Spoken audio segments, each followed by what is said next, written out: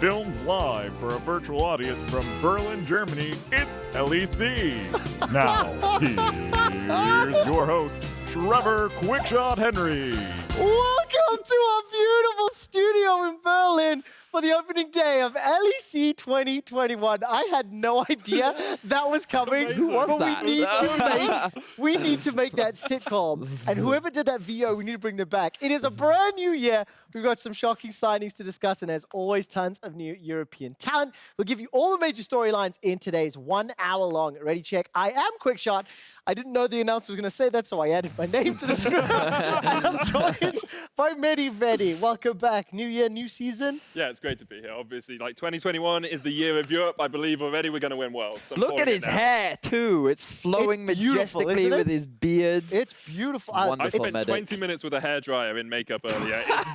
It's a very strange experience to take that much time. The funny thing was he came out of it going, I'm having a bad hair day, and I agreed. Yeah. Now the wait is finally over, and there's so much to look forward to in our very first Super Week of the year. We have 3 days packed with action. Ready Check will start tomorrow and Sunday at 4:30, followed by our usual 5 games in PGL. And of course, while we will be in the studio, unfortunately, our players will not yet be. We're still in the midst of a pandemic, so the players will be staying at home and playing from home, respectively. And of course, we have had some changes in the caster team over the off-season. Forskuren has left, and we wish her all the best. But for 2021, K-Drill is going to join us as a core member, and Foxdrop will be a regular guest with Brexit and COVID permitting, of course. Yeah, quite a few challenges to get into now. Before we start previewing the new season, all the juicy changes, I did want to take a moment to look back at 2020. It was a very different year, not just for the LEC, but for the entire world. So the regular season of summer gave us a whole lot of surprises, including the very famous Miracle Run. Let's take a look back at some of those moments and memories. Side of the fight, 2,500. They got it! Fnatic have got the fight! Let's see how much damage you can put out in Ansama. Wait! That's a lot of damage. It's not done yet. Isai wrote his death warrant, but he's still alive. What is happening? It's absolutely questionable. Melissa will go in. Oh, Hillisang! The risk of losing the dragon is down to 1,200. Crowny, you are the SK King. Any further forward. And Selfmade's dead. Oh, he missed everything. Dead. He should. Oh, By the tower! Oh, that's beautiful from Destiny. What's that? Q on the ground. Q on the ground. Reactivate. W to the ward. Flashed over the wall. Hittersack dies. Hittersack dies. Oh, what are you doing, Reckless? Reckless almost has the minion. The minion doesn't go. What was that? Here comes another TP. Ansama going forward. Maybe. Syndra. Syndra looking for the setup. You gotta get it. Are you kidding me? And that dragon's already been started up next, so realize they can't fight. Oh, what the? No, what? How did it? What? Just does so much work for him. G2 gonna try and capitalize on him as he comes back up. He's healing. He's surviving. Oh my god. So we're just playing bad right now, and that's just the truth. I think we really struggled with finding our identity. The typical top teams are underperforming. Many of the middle of the pack teams that we have from us, but are also elevating their level of play. Mad Lions, Rogue, SK, and even to a degree Vitality. Triple kill comes in for Comp. Do they try to give him the penta here? Here we go. Give it to him. Penta kill.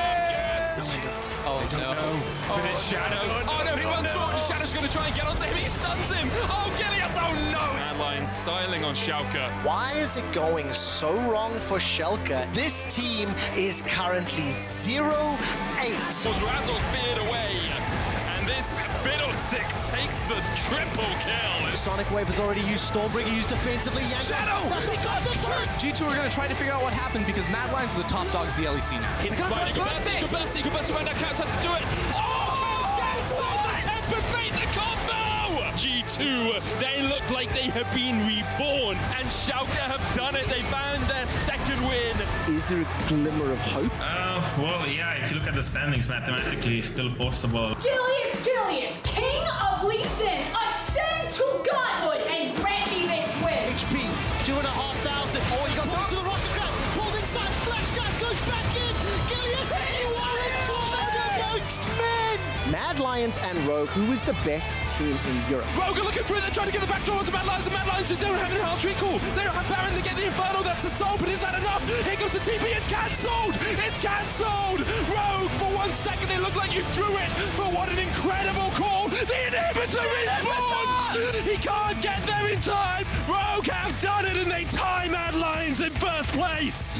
Oh, check the perfect face breaker. One more combo. It is SK to kill Origin, and now SK block playoffs. Vitality, Misfits, and Origin were eliminated from playoffs for us. And 2 tickets left with 3 teams fighting for it. Fnatic, Exile, and Schalke. The flash to get out of here, and Torre is left all on his lonesome, but an incredible quickness into the knockback. Goodbye, Exile. Fnatic very convincing. They seem to have found their groove. Worked out, we're top 4. We take those. Yeah. No way! G2 finally made playoffs. It feels like we are slightly back. Gilius is the alpha and the omega. He is the beginning and he is the end. So Europe, do you believe in the miracle? Virgil picking up the spike. The soul is It's Gilius again. Gilius does not lose those. Mad Lions are inside the pit. They're chasing. They've lost 1. They're stuck. They're done. There's no ways. From the worst team in the LEC, Schalke have smashed every single team. Holy moly, what a ride. We actually made playoffs. People called me crazy in the team. They said, Gilius, we are going home. But I kept believing and we did it. The LEC and the world is a totally different place thanks to the pandemic. It's impacted so many people, and we are so fortunate that we've been able to continue producing the show, continue showing the best that Europe has to offer. And we'll never be able to cover everything that happened, obviously, but we didn't want to forget some of those magic moments. I have to start with the Schalke Miracle Run, featured so heavily during the course of that Moments of Memories.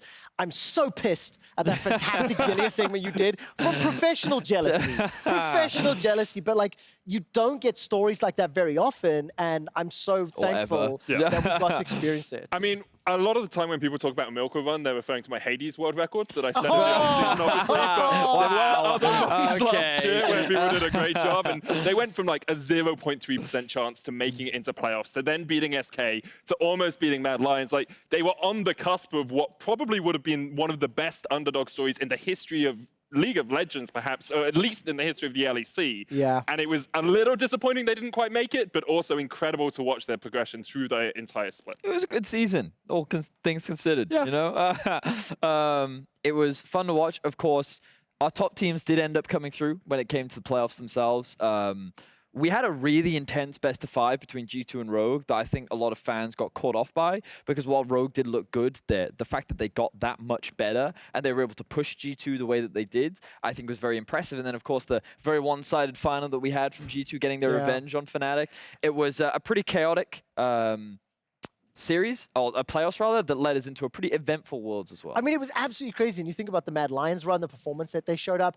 We talked a lot about the teams. We've kind of holistically looked at some of the leagues, but the players stepping up as well. You cannot disregard Kaiser, Lawson, Inspired, these new young faces that stamped their style, their flavor, their flair on the LEC, and now are establishing themselves up as the next superstars, you know, the next big names. Yeah, I think what's cool is, so I joined the broadcast in 2016, and when I joined, a lot of the legends were like leaving Europe, and like there was the whole exodus that happened, and we were worried that we wouldn't be able to rebuild, right? Yeah. But what we saw was the rise of players like Perks, like Caps, like obviously Reckless, a very long-standing member, but slowly and over time, that like new generation of stars was built, and now we're getting to see the evolution of new ones. Of last year, Kaiser, you already highlighted him, made his way to one of the best supports, if not the best performing support at the end of the regular season. Larson and Inspired, both players on Rogue, domestically showcased that they can battle with the best, and now we're coming into a new year with new rookies once again, so we're going to get to see what these now evolving stardom can challenge against the young blood. Yeah, it only gives you more hope coming into this year, doesn't it? Like, you saw so many good players rise up, Kazi and Kaiser especially, as you say, and now you're seeing the new rookies coming. And even looking at Europe as a whole, you continue to see development and growth for our region. Just look at how we did at Worlds last year. Like, G2 made it to the semifinals, ended up losing, yes, but to the eventual finalists, to the eventual winners. And then that Fnatic Top Esports series that is one that will go down in the history books as one of the most exciting series to watch ever, even if we were on the wrong side of it. I think that while we do have some evolving talent on the rise, unfortunately, experience is still something that they're looking to build upon. And hopefully that as time goes on, they will look to be contenders as G2 and Fnatic have historically been. And that's kind of what I'm expecting for some of these teams coming into this year as well. But it's great to see that Europe can still have a good showing on the international stage, even if it wasn't another world final this time. And one of the things I do have to just touch on is the fact that like Rogue one of the teams in the organizations that has shown how valuable the European regional leagues can be. Oh, yeah? When you look at the players that they promoted from the Polish Ultraliga into the LEC, the success that they found, and now when you look at the rosters here in 2021 and how many players are coming up from the ERLs, we're very fortunate to have so many strong competitors to pick from and that make their way to the LEC. I mean, you only have to watch how the ERLs have started in 2021. The LFL is getting like 150,000 viewers. Like, people are excited for the regional leagues, and you have to be, because so many of their players are now in the LEC and will get to start proving how good they are over the next few months. Do you know what you're watching, Medic? The next couple of years, world's finalists in the making. You know it. I don't know if it'll win, but they'll make finalists. It has been a hell of a crazy off-season. So to get everybody up to speed, here is your favorite news show. So how was your off-season? Oh, my break was actually pretty good. In honestly, fact, mine, terrible. Like, first they removed my emote, right? And then they had the audacity to verify me. Are we supposed to have an intro here? Kevin, where's the intro?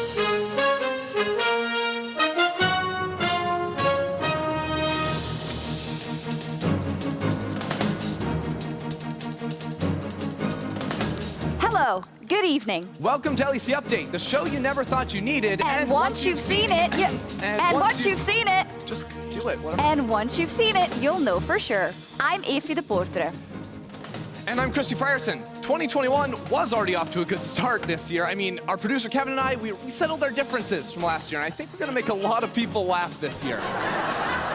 Yeah, off-season woes struck once more for LEC fans, as again, their region lacked enough cash to compete with Steve, giver of well-paying jobs. Really, when you compare how the two regions approach investing during the free agency period, it's apple and oranges. I'm gonna be honest, I have almost nothing prepared for this episode. We have like a bajillion, I was supposed to figure out how many rookies we had, but I didn't even write in the script. This season, we have a bajillion rookies, and I have no idea who any of them are. Oh, thanks, guys. What happened to Cadrel? By the way, I didn't see him on any of the rosters, although it's probably a good thing for Excel, because they didn't even make playoffs with him. Oh. Hey, dude, I'm right here. That's Dude, get out of here. What do you even, get lost. That's illegal. Okay. Yeah, well, don't you have a side lane to investigate or something? No joke? Okay, anyway. Schalke, they did some heavy scouting after the summer split ended to put together a roster with the most possible synergy. And after seeing Broken Blade perform internationally, he was clearly the best choice. I mean, how could this player not fit in with Schalke? TSM. These guys get it. What? Okay, well, Twitch banned the S word, but we managed to sneak a White Knight into the league. Don't tell him.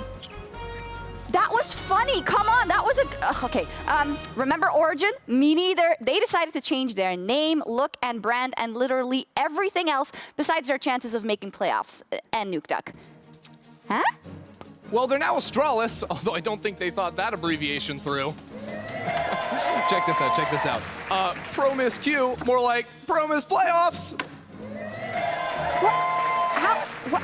How? That is not more funny than my jokes. Yeah, I know. The thing is, you're talking about like people they don't care about. Just mention G2. They love those guys. Okay. Let me try that. Well, I was just as shaken as everyone else when Perks left G2. This is not supposed to be funny. Seriously, that G2 team, that was one of the best we've ever had in Europe. Come on, they were our best chance to win Worlds. Why are they laughing? I really thought they could do it. Yikes. Perhaps an even bigger loss than Perks this offseason was when Fnatic fans found out Reckless would be leaving them to G2. Here to discuss this earth-shattering news is the Fnatic. Woo! Nothing? Yay. Okay. Well, Hey guys. Hey Christy. Hi. Hi. Obviously you lost Reckless this season, but there's still a lot to be proud of and happy about, right, Mr. Fnatic, right? You got Star Jungler self-made, 2 Worlds finalists. You got a lot of things to be glad about. It's not the same without him. He was, I don't know, he was the one that made this whole thing special, and it just feels empty. Well, no one player is more important than an entire team, though, right, Mr. Fnatic? No, absolutely, of course he's more important. What? Of course he's more important. Buddy. He bench everybody else. He can play one, be fine. Buddy, the Fnatic never gives up, right? You're just playing a role, right? Yeah. No, this isn't just a role. You don't. This isn't just something you put on like a hat. Wait a sec. You Wait. love Fnatic or you don't, and you love Reckless too. Roll up your sleeves. Yeah. Do it. Roll it. What? Roll them up. Oh, Dear God. Draco. Oh, you didn't. I had to. What? You think people just say, oh, love is words? It's actions. You have to show people you care. That's literally a word. That's not action. You know what? Just, you can, that's fine, right? You can just throw on a G2 jersey and everything's going to be all right. Works. No, I also kind of got Fnatic tattooed on my body. Oh. Where? Oh, like on your other arm? Yeah, we could Oh say my, that. okay, anyway, for LEC update, I'm Ify de Portere. And I'm Christy Frierson. It's okay, we lost someone pretty important too.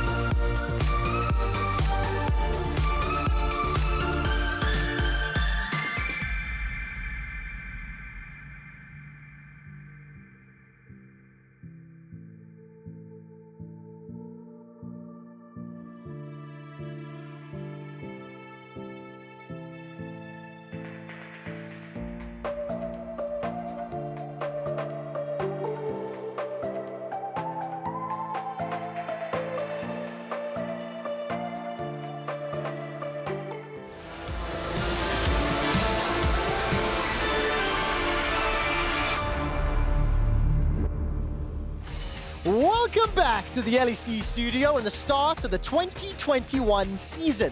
I thought it would be important to quantify all of the changes, both in the game and in the league. So let's start in the game in the shops. Boris, the shopkeeper, has completely overhauled his inventory.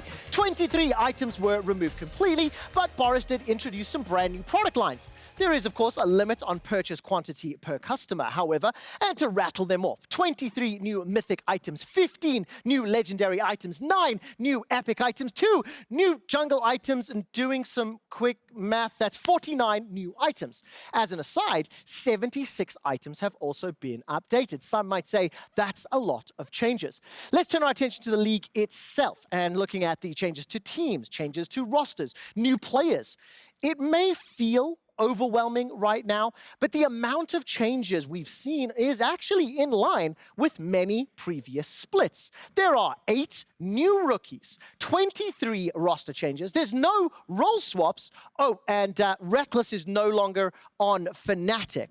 Now, that's all of the boring stuff done. I think it is important to get to the truly important stats. As many of you know, quick stats, they are my passion, and it starts with the Dragons. Now, the 2021 season, there may not have been huge changes to the Dragon stats, but they are so important because when you look at the items, when you look at the champions, when you look at the teams, why is my camera off? Where's my camera? Get out of my way. Where's my camera? Get my stats on screen. Hey! Why are you cutting me off? Get my stats on screen! We are not going to indulge you 2021. What is happening? Yeah, we're not going to indulge it anymore. I'm just sorry. Yeah, that's what it is. Welcome, everyone, and welcome also Vedi again and Cadril for the first official segment on the LEC as part of the broadcast crew. Yeah, I'm not playing anymore. Now I'm broadcast team, so no more scrims, no more anything, just prepping for the broadcast. But it's kind of the same. We're also training for the show every week, and performance is very important. You could get fired, you know, that. We're kidding. We are kidding. That wasn't that funny, but... I just wasn't expecting it. How long have you worked with me, Betty? Come on. So on a more serious note, though, let's talk a bit about the changes coming into this year. There were so many of them, but one does stand out as perhaps the biggest roster move in EU history. Reckless leaving Fnatic to join their arch rivals in G2 Esports, and that is such a huge story for both organizations. So let's maybe start with what Perkz leaving G2 means. Yeah, and I think that's like obviously one of the biggest things is that we have lost one of Europe's greatest. Like we talked at the beginning of Ready Check about how we had these legends in Europe that eventually over time did leave, and like new superstars came in, and Perkz, when he joined in 2016, already made a name for himself. The EU mids man, he was one of the follow-ups of part of that meme, and it was his performance that impacted Europe over many years, from MSI to later MSI in 2017 to Worlds, and many fantastic performances afterwards. Yeah, just looking at this picture behind us, we're having Reckless there. This looks kind of so weird without Perkz, yeah, right? Really weird. And I'm just interested to see how G2 kind of carries on their legacy, because without Perkz, it's just a huge part of their success. It's interesting to see how their playstyles will change, right? Perkz, lots of flexibility, role swapping around the map, playing loads of different mages, whatever he wants in bot lane, and just getting lots of innovation into G2, which I think was a huge part of their success internationally. Absolutely. There's going to be so many question marks, and I think when we talk about Perkz leaving G2 as an org and how much of an icon he was for that organization, moving on to Cloud9,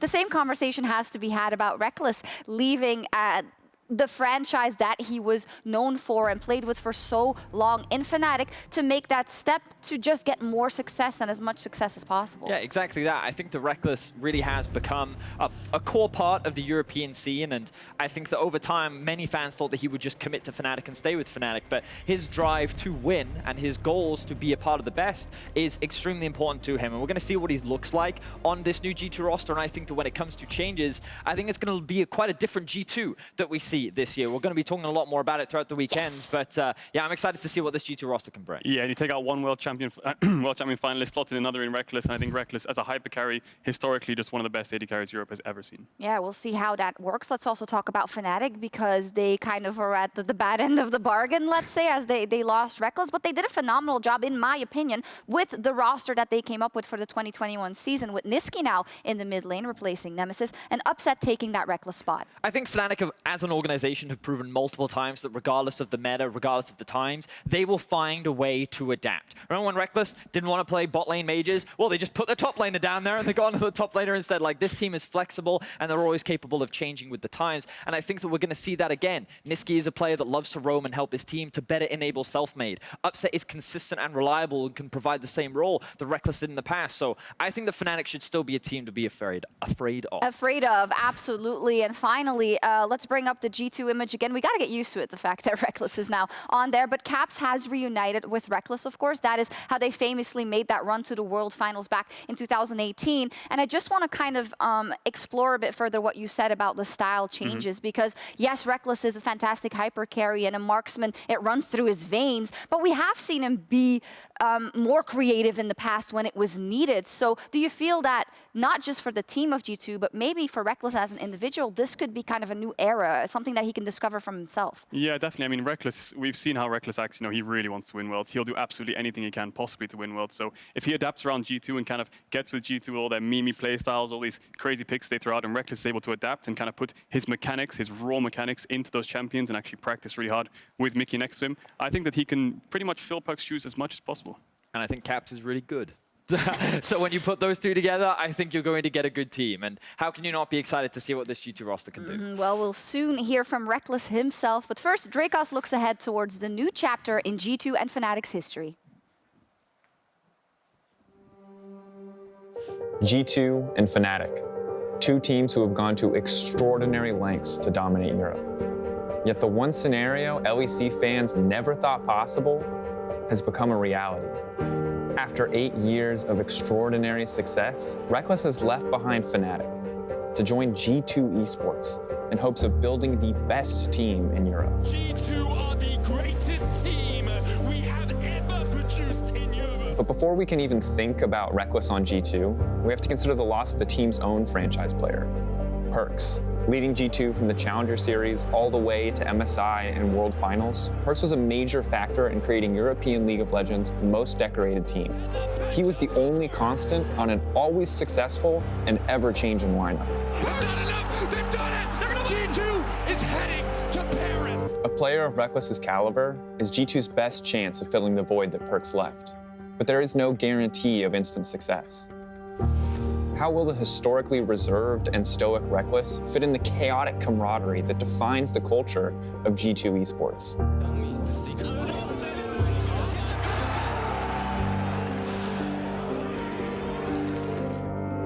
The expectations on this roster are sky high. Anything other than an international trophy will not be enough. And we all remember what happened the last time Reckless left Fnatic. Fnatic have denied Elements a playoff spot in the spring split. What will this mean for the rest of the LEC? Perks is a major loss for Europe, but perhaps this is a chance for someone new to step up and take his place. For Fnatic, will upset be the key to a new generation of success, one without Reckless? The LEC is entering a new era, which makes the next season a must-watch. Will this G2 squad surpass the 2019 iteration and become the greatest team Europe has ever produced? Or will they crumble under the pressure of the expectations thrust upon them? Only time will tell.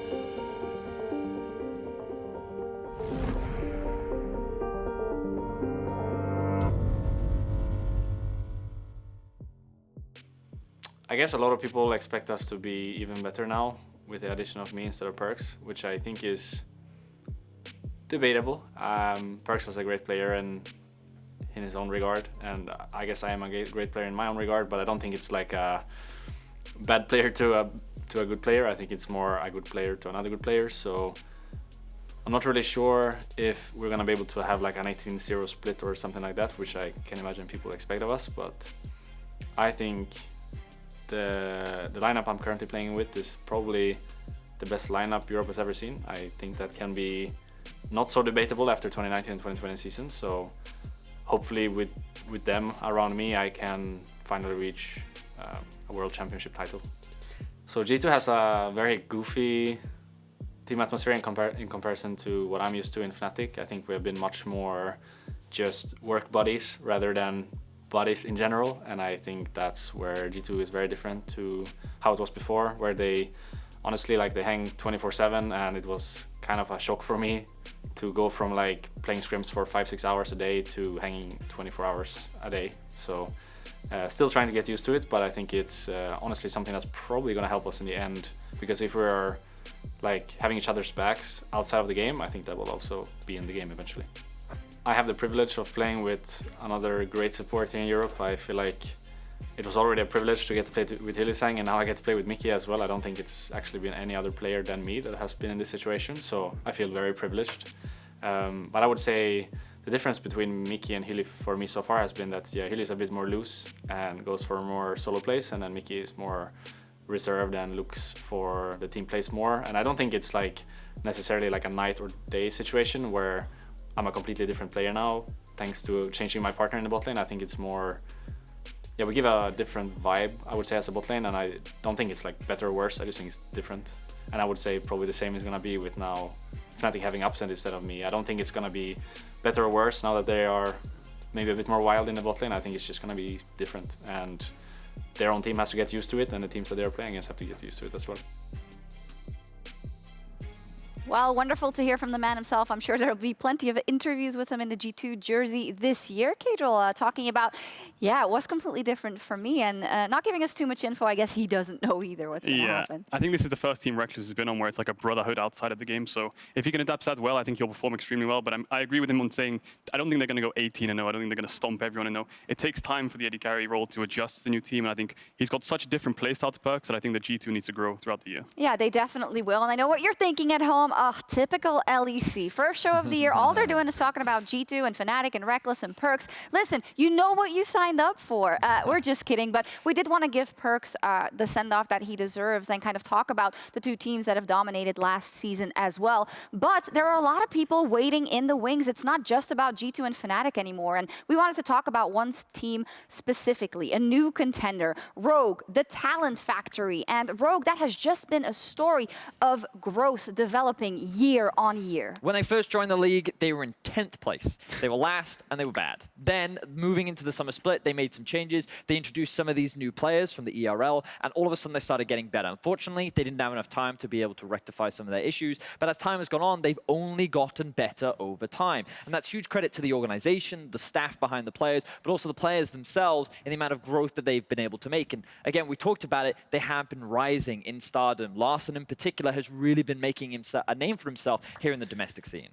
Yeah, and I think the changes they've made are just really, really good. You know, starting with Odo Amne, I think Odo Amne is probably the best change they made. You know, if you look at Rogue throughout the whole of last year, especially internationally, it looked like Finn was kind of like the chink in their armor. He had some games which he was doing really well on, but he was kind of like a resource-heavy player with, yeah, the counter matchups weren't working great for him, and I just think that overall he was the obvious weakness from the sort of outside perspective, that he's the biggest weakness on Rogue. I think that Odo Amne also just brings so much consistency, right? Yeah. When we think of Odo Amne and how long he has been playing in Europe, he's always been considered top 5 at least. Like, he is just a rock. He's always able to adapt to regardless of the meta, and I think that he is going to bring that stability needed in the top lane. I'm glad he's also immediately showing that he's willing to kind of change for the team with the hair color, but you're right. Also, having a very experienced player, I listened to some interviews he did with Matthias, and he said, I am embracing the role of being an experienced player who can bring things to these new players that are on the team, because I can equate with them, I can talk to them, I can teach things from them, and the other way around. And he's really stepping into that role. And when we then look at the bookend of that team on the other side, Trimby, a new support who I heard was very sought after in the off-season. What can we expect of this unknown support? Yeah, Trimby was really high elo the whole year last year. He was looking like one of the best supports in solo queue. Mechanics were out of this world, and then he goes into the EU Masters, wins it, takes the finals, and then, yeah, what more can you want on your resume? You know, wins the EU Masters, really high in solo queue. It's kind of like the best thing you need from a player, and it's just interesting to see how Rogue's sort of lineups change. You know, they've got more of a rookie support and an experienced top now, rather before they had a really rookie top and an experienced support. So they've swapped it around. I think that's going to do really great for them. And for me, the reason why this is more exciting for me is because when we look at Hans Summer and his performance last year in Summer, he was killing it. He was one of our best performing AD carries, and now you've paired him up with the support that wants to get in your face, wants to make plays, and it can only elevate him in their 2 versus 2. So you know that bot lane's going to be crazy and a lot of fun to watch. Yeah, fantastic team to look forward to. And I also just like to reiterate the fact that they make usage of Ego Rogue and their team in the ERL so proficiently to bring that new talent to the highest echelon. So well done by Rogue, but there's not only a lot of new players on Rogue, but there's also some new players in the whole league and some key changes to the Rift. Here's Medic to break it all down. Thank you very much, Shox. Now, as we prepare to jump into our first LEC game of 2021, leagues around the world have already kicked off. You know what that means? That's right, we can steal all the best ideas from them. So let's take a review of the state of the meta in Season 11, starting out with the jungle. Now, as you may have seen, as much as some things have changed, they have also seemed to remain the same. we continue to see the man with a cigar and a shotgun, Graves, as a priority pick for most regions. He benefits a ton from an extra dash with Gale Force, movement speed from Phase Rush, and combined with the burst from the Collector, it gives him an even more deadly combo than before. But let's have a look at some of the numbers, because while Graves sees a lot of play, he's actually not a very good omen for a team in the draft. In fact, of the 59 times Graves has been picked, he sits at only 22 wins, a dismal 37% win rate in major regions. Alongside Graves, though, we are seeing a bunch more Nidalee and Lilia, both of whom play very similarly to 2020. However, there is a newer build rising to prominence, and if you've watched any LS, you probably know where I'm going. You can combine Moonstone Renewer and Staff of Flowing Water. The combination of healing from Moonstone and the Rapids passive from the Staff give up to 40 extra AP and a ton of extra movement speed to all of your teammates in the middle of a fight. This turns Nidalee and Lilia into damage threats, who are also providing a lot of utility and healing in teamfights. Now let's have a look at the other side of the rift, the bottom lane. With the introduction of Gale Force, AD carries with less mobility are starting to see a resurgence. There are 3 names that really stand out above the rest: Kai'Sa, Jhin, and Samira. Now, both Kai'Sa and Jhin tend to err towards a Gale Force plus Collector combination that gives them mobility and execution power in a fight, but Samira, on the other hand, is a much more down and dirty team fighter. She has a dash, a portable wind wall, an AoE ultimate, and situational CC, and to quote Captain Flowers, if she had any more tools in her kit, she could fix a whole damn car. On to my favorite thing to talk about, though, supports. There are a few familiar faces here, with the Queen of the Sun herself, Leona, still leading the charge. Alongside her, though, we are seeing more Alistar. He's giving us some cowbell in the bottom lane.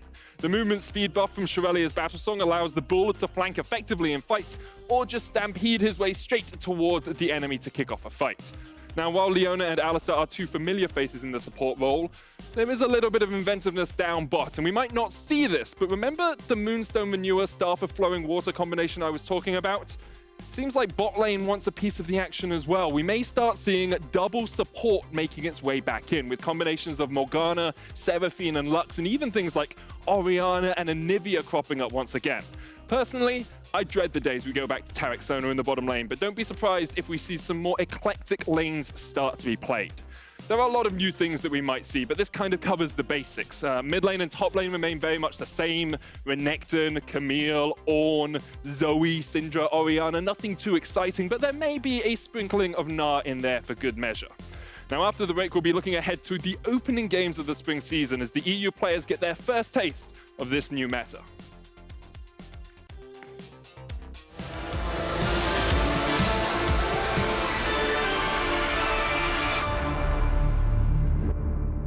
All right, guys, thanks for joining. It's the LEC 2021 Start campaign. Look, we've got the narratives on lockdown. All the good stuff is already here. Every game counts, G2 Fnatic, Kings, Legacy, Dynasty. We know all of that. But what we're going to talk about today is Kia. They're back, and they've got a new logo. So what I need from both of you is ideas for a video. So hit me. You've come to the right place, Trev. Dracos and I, we are masters of innovation. Innovation, Trev. During the off-season, we've been training. Training during the holidays? It's not a part-time job, Trev, but that's not important. Look, here's the pitch. Kia player of the game, leaderboards, that's great. But replays? So 2020. Now it's all about live action, choreographed fight scenes. Live, Trevor, live. Yeah, and to do that, we learned the ancient art of Muay Thai. I'm gonna kick you in the face. You're gonna what? I'm gonna kick you in the face. I don't think we learned this, bro. It's fine, I play Lee Sin. Whoa, whoa! Muay Thai? Okay, I can see you're a little skeptical about the whole thing, but don't worry. I mean, we can still do the whole electronic thing, right? Yeah, we can make it better. We can make it better. We learned throat singing. Throat singing.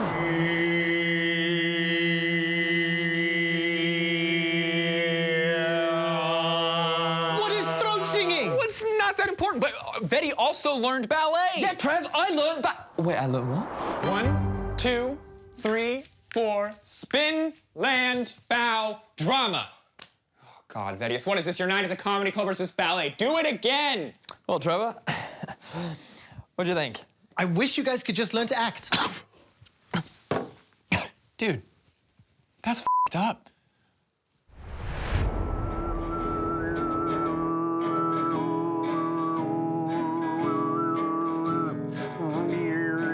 So, hey, look, we've got this band, it's called Electronic. We, like, make all different kinds of music, and well, we need a drummer. So if you can drum and do this, I just think that you'd be like a really great fit.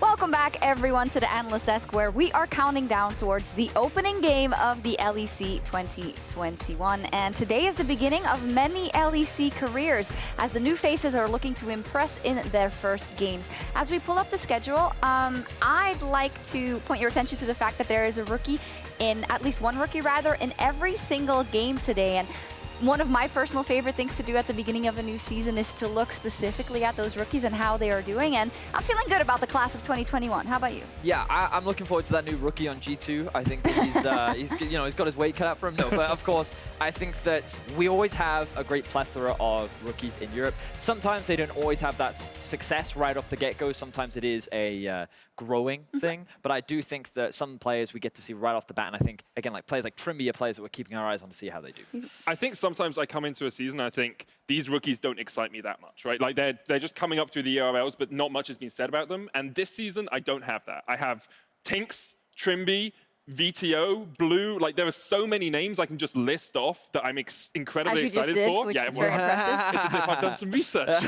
I'm just very excited for this class of rookies, and I think it's going to be a great season. Yeah, let's see indeed. And first, let's zero in on one of the rookies and also the first matchup, as we are starting the spring season with a matchup carrying much heat from last year, as reigning champions G2 face off against the young guns of Mad Lions. He's going to come back up with the ammo. Oh my god! Oh, that is disgusting! Mad Lions is a strong roster, right? So you can expect a high level with League of Legends. Just immediately I'm really not that scared of G2. I don't think that they are like unbeatable.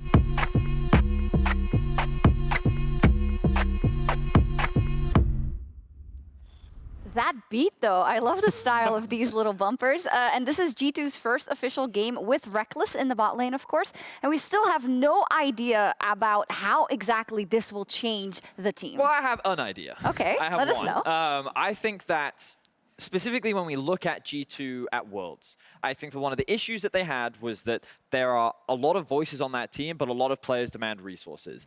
And this resulted in Jankos having to play around a lot of laners more than he should have been in a meta that was very jungle-focused. And coming into this meta, it's still very jungle-focused. You've got to allow your jungler to be one of the primary carries, and so you've got to open him up. And I think one of the biggest differences between Reckless and Perks is that Reckless is a very self-sufficient player. He doesn't care as much about getting as many resources funneled into him, getting as much gold as possible, and that should, in theory, enable Jankos to play a little bit more for his team. And you can see some of the stats in terms of the gold percentage. He was actually one of the lowest in the league last year. Of course, that does mean that his damage numbers don't look as impressive, but in a meta that should be very jungle and mid-focused, that's kind of what I'm expecting him to bring to this G2 roster. And I'd like to relay the question to you, Medic, that I did to Kate a little bit earlier as well about, okay, yeah, what can Reckless bring to G2? But what possibilities are there for Reckless to come into kind of a new era of Reckless himself through this new team environment? I think Reckless says it best himself. He's chasing success here. In the interviews he did when he joined G2, he said, the reason I am going to G2 is I want to win, and I want to win Worlds. And he will have to adapt to be able to do that, because in the past, when he's tried to adapt, we all remember the Janna days. We all remember the Soraka and the Garen Yuumi days. He did struggle at times. So he needs to bring a new evolution of himself to G2 if they're going to find the success they're looking for. Very exciting indeed. Let's look across the aisle at their competitors today, because while G2 have a lot of experience rather on their roster, the Mad Lions are coming in with some young, hungry players. G2's players, in fact, have a combined 1,746 LEC games between them. The Mad Lions have 235. Okay. But we need to take that with a pinch of salt because, for an example, of course, Armut has many games in the TCL and was very successful there. But let's start by talking about this Mad Lions roster and their 2020. They really did take the league by storm. I mean, they were one of only 2 teams domestically to beat the iteration of G2 that was around in 2020, them and Fnatic. The fact that they were able to take a playoff series, beat them in a series, of course. So the fact they were able to take a playoff series off G2 in spring was a huge surprise, and then they continued to grow from there. They almost topped the table in summer. They made it to Worlds, and yes, they struggled a little bit at Worlds, but for a rookie split for this team, they had an incredible performance. Absolutely, and I think it's only natural we always bring up that best of 5 versus G2, but I think aside from that, you just saw from the beginning that this was a project that they were with their coaching staff committed to working on and didn't want instant success. That's what we heard also from the coaches saying, hey, these are rookies, don't put too much on their shoulders. We're working towards our common goal. And in terms of how much you can grow in a year, they did exceptionally well until they, of course, unfortunately hit a bit of a wall at Worlds. Well, I still think that when you look at Mad Lions, within 1 year, they finished second at the end of last regular season. They also qualified for the World Championship. And if I was an organization, I'd be like, great job. That's a great first year for rookies, if you ask me. But now the pressure will start to mount, and we'll see what these changes actually bring to this Mad Lions. Yeah, in a second we'll go to an interview with someone in the coaching staff. But finally, on that note, last year we did look at them a lot as rookies and as new players. But now the pressure is mounted, right? You can't take that anymore. Now there is so much more eyes on you to perform, probably from the get-go, even though you have some new players. Yeah, especially on people like Kazi and Kaiser, I think, because Kazi and Kaiser they were a revelation when they joined. The Wukong, the Senna, their ability to play these more inventive bottom lanes was just incredible to see. But now that people understand how they play, and now that Reckless has had a year playing against them, and now that Upset has had a year playing against them, you have to expect that teams will be a lot more prepared for them. And you have to continue to evolve, and you have to continue to develop your game. So that's what I'm looking forward to seeing from Mad Lions, because the introduction of new players can sometimes stymie some of that growth. That it can indeed. And I think that Laura is standing by for an interview with one of the coaching staff. Thank you very much, Shox. Laure here, ready to give you some new interviews from Paris for now. And as a first guest, I will have Mac, head coach for Mad Lions. Thank you for joining me, Mac. Hi, guys. I hope you had a pleasant off-season first. Yeah, it was pretty nice. It was pretty nice. I hope yours was nice too. Awesome, thank you. I'm so excited to see Mad Lions again this year because you brought 2 new players, but it doesn't mean that you guys are a rookie team anymore. So talk me through your process during the offseason as a coach to build a new team for the LEC. Mostly it was just about trying to find who we felt would fit the kind of existing team identity that we have already. I think looking at the type of player that Armor is and his performances at Worlds and what he's generally renowned for and just his personality from speaking to him, it was a really easy choice. And Elyoya, I think, was, again, this was a decision that we made because we felt that we needed more stability and more structure and more ability to kind of plan in the long term. And Elyoya is an incredibly, let's call it, cerebral player. So we felt that they both fitted the bill for pretty much exactly what we needed. All right, so we have Armut from TCL and Elyoya from LVP here, but what do they bring? I mean, because when you change the whole top side of the map, it has to influence the team, right? Definitely, definitely. My hope is that thanks to what they can each bring and their own unique strengths, that we will be a more adaptable and a more varied team. I felt that last year, towards the end of the split, very often teams kind of figured us out and we were actually a bit one-dimensional. And I felt, especially going up against teams like G2 and Fnatic, that when it came to playoffs, we kind of got out-adapted. And I want to limit the possibility of that happening again in the future.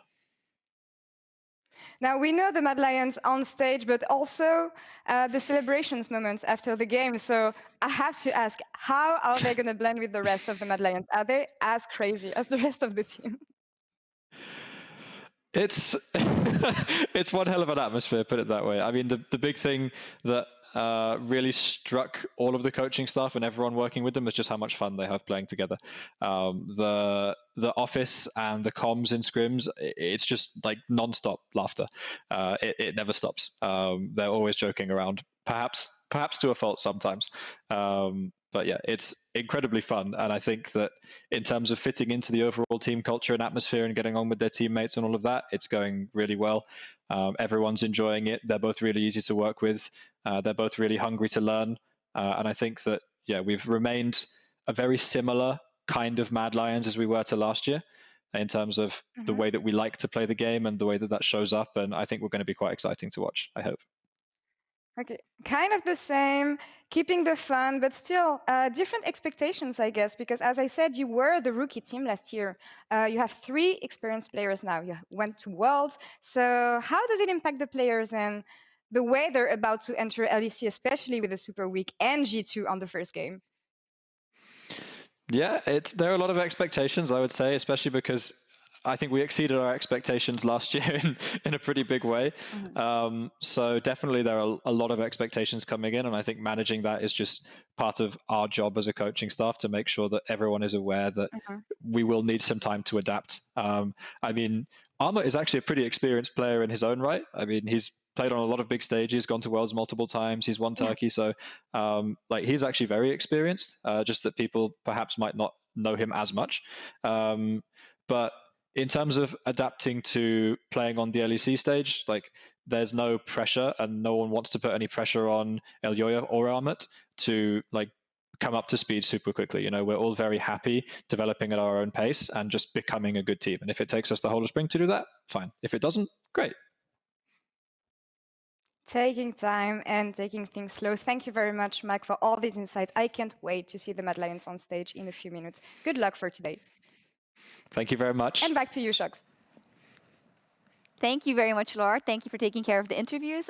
From Paris, lovely to see you as always. And Mac as well, 2-time coach of the split last year, rather, who says we're going to take it slow once again. We're going to see where we go with this roster. And if it takes the whole of spring, then it does. I actually really liked him saying that, like, yeah, there probably are a lot of expectations on us, but as coaching staff, it's our responsibility to manage those. And, like, that's the kind of level-headedness that we've come to expect from Mac as a coach and the coaching staff of Mad Lions. And I think that regardless of what we say about them, the fans, it's nice to hear that behind the scenes, their goals is what they're working towards, and like they'll grow at their own pace. So that's what makes them exciting. I think they do also have the benefit that, like as he mentioned, they're not actually on the stage, right? Being from home, people talked about how much it benefited Rogue last year. People talked about how much it benefited Mad Lions. Like, Elyoya doesn't have the same pressure as he would if he was in front of a crowd here on the LEC stage. So it's a little bit easier to manage when you're in a more comfortable environment, when you're sitting at home, when everything is the way exactly you want it to be set up. Yeah, that could definitely be the case. We'll see how they do in their first game. So let's talk about the new members on the Mad Lions. We have Armut in the top lane and Elyoya in the jungle.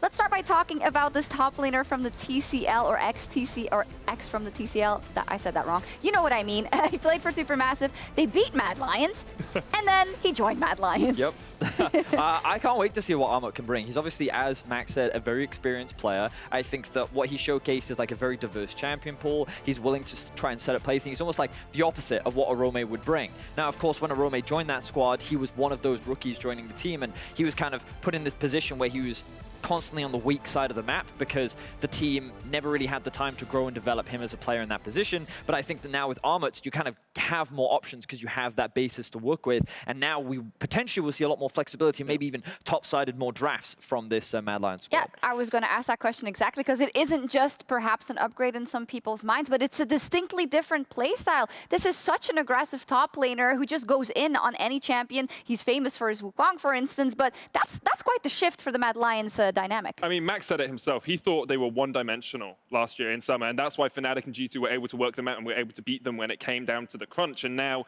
giving yourself someone who is a little bit more aggressive but can also play those tanks, especially in a meta where Gore Drinker is so strong. Like, give Armut Renekton with a Gore Drinker, he can pop off in that top lane, and he can do something like the 7-1 performance he had on Shen at Worlds. Absolutely, and let's talk about the jungler, Elyoya, and what we're expecting of him in this team. I gathered so much from Mac that there's quite a lot on his shoulders in terms of what he can do in the team. So what are we expecting to see from Elyoya in the I first think weeks? that for his first game to be against Jankos is always going to be a pretty difficult one, intense, because actually. as much as people love to meme Jankos and they like to poke fun, and he is still one of, if not currently, the best jungler in Europe, and it's because of how versatile of a player he is. He's very good at playing around lanes. We know that if he's given the resources, he can carry 1v9, and it's going to be like, I think, really interesting, because Elyoya is presented as this player of being smart, right? He is cerebral, as Mac described him. He's supposed to bring more strategy and more direction to the team's goals. And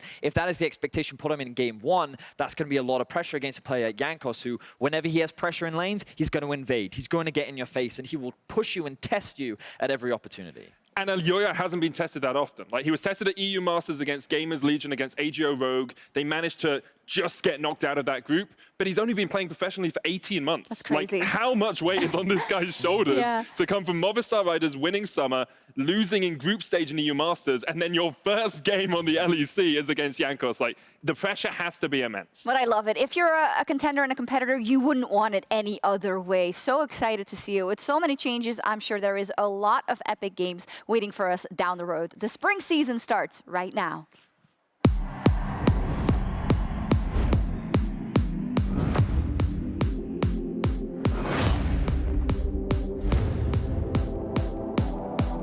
I do want to be the best. That's where I want to be. I kind of lost hope last year. I have high hopes for this year because we're a completely new team.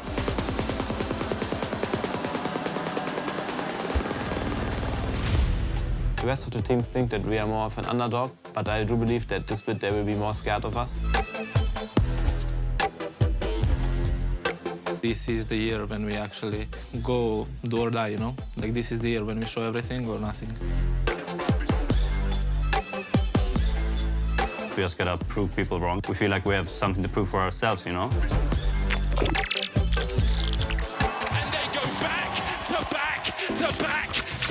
Fnatic take down G2. What an incredible call! The inhibitor respawn! Rogue have done it!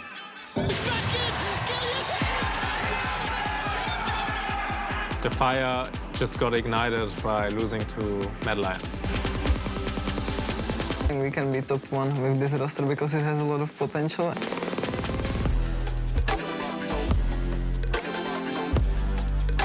think Fnatic has to prove that we haven't relied on Reckless for a while now, and even though he's been one of our strongest players, we didn't rely on him in 2018 summer, and it's time to prove that we don't right now either. I play because I want to compete. The championship, if I win it, will be a byproduct of how hard I worked. The lineup I'm currently playing with is probably the best lineup Europe has ever seen. And I joined G2 is because I want to win again.